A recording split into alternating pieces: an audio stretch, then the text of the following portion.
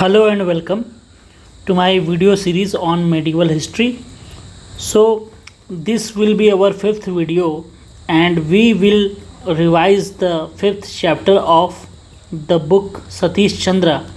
And what I am doing is actually that I am pointing out the important points that are in the book, which are very much essential for your various examinations, right? So, if you are watching this video, please like and share so that more and more candidates can reap the benefit out of this video, right? So, let us start. So, the chapter 5 is about the age of conflict.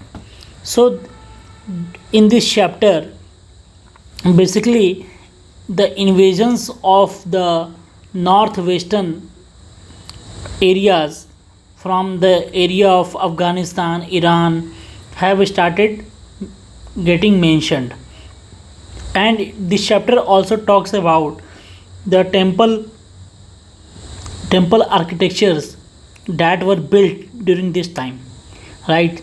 So the focus of this chapter are about the Ghaznavis and Rajput states and the Turkish conquest of northern India and about the Battle of Tarai, which is very famous between the Muhammad Ghori and the Prithviraj Chauhan.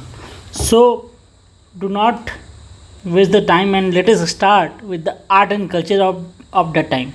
So, 900 to 1100 was the climax of temple building in northern India, right? So, it was a climax. After this period, temple architecture in northern India started declining because of the invasions and the Islamic rule, right?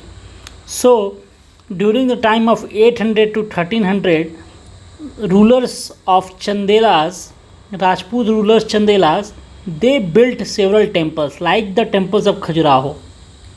So, Khajuraho temples have temples like Parsavnath temple, Vishwanath temple, and Kandariya Mahadev temple. So these temples are famous because of their murals and their architecture, right? And during the time of 1200 to 1299, in Odisha, famous temples like Lingaraj temple, Sun temple, and Jagannath temple were built.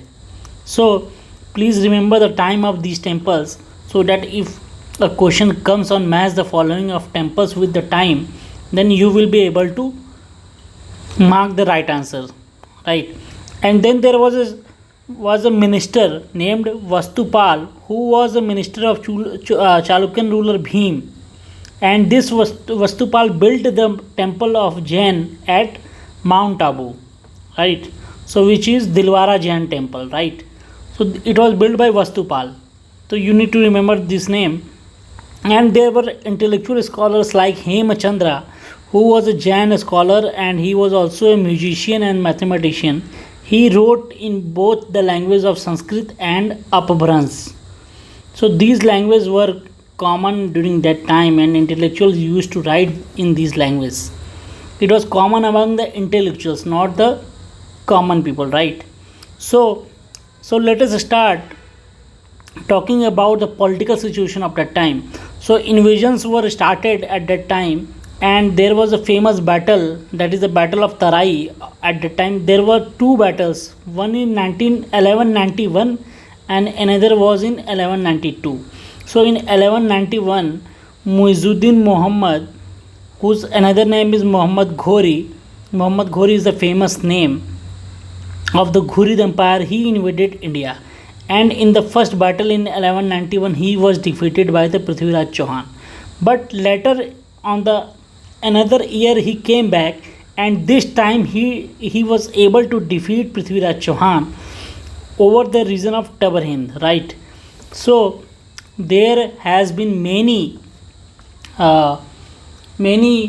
legend stories, like there is a poem called Prithviraj Raso which talks about how Chandabardai mentions about the Prithviraj when he was captured by this Muhammad Ghori, and he was able to take the revenge by by uh, by using his Sabdabhedi Ban, right? So This was the legend, but the book mentions that in the Battle of Tarai, Muhammad Ghori was able to defeat Prithviraj Chauhan finally, right? And Kutubuddin Aibak, who was the founder of Delhi Sultanate, was the slave of Muhammad Ghori, right? And he started ruling from Delhi after the death of Muhammad Ghori, his master, right? And then there was a famous battle of Chandawar in 1194 when Muhammad Ghori was able to defeat Jayachand. So there is also a story that Jayachand and Prithviraj had a bad relations. So when Prithviraj asked Jayachand for help during the battle of Tarai, Jayachand refused. So Ghori was able to defeat Prithviraj Chauhan and later Jayachand in another battles, right? So this was the weakness of Rajput, that they were not united.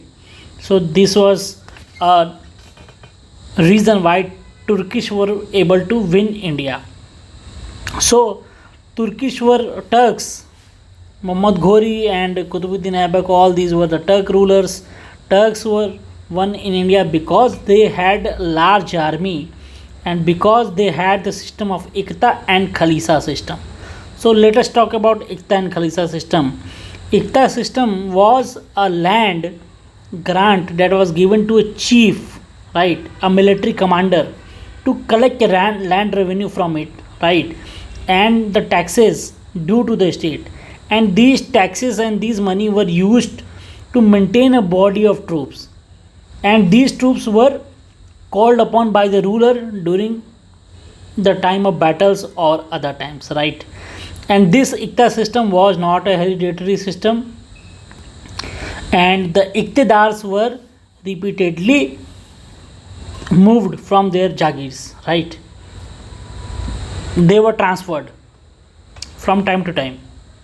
And there was this Khalisa system where the Sultan, the king, the ruler, he drew himself a revenue directly from the piece of land. So this land was called as Khalisa. So there was no Iqtidar there, and the land revenue was directly taken by the Sultan.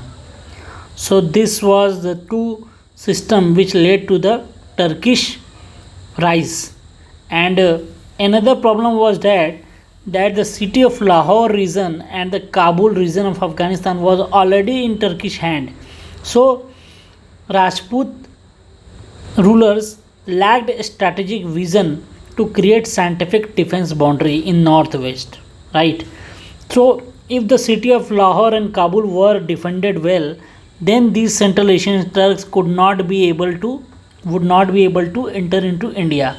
So Rajput lacked this strategic vision at that time, and this was later you will see that Mughal rulers were able to draw scientific boundary in the northwest, and they were able to defend Mughal Empire for a long period of time.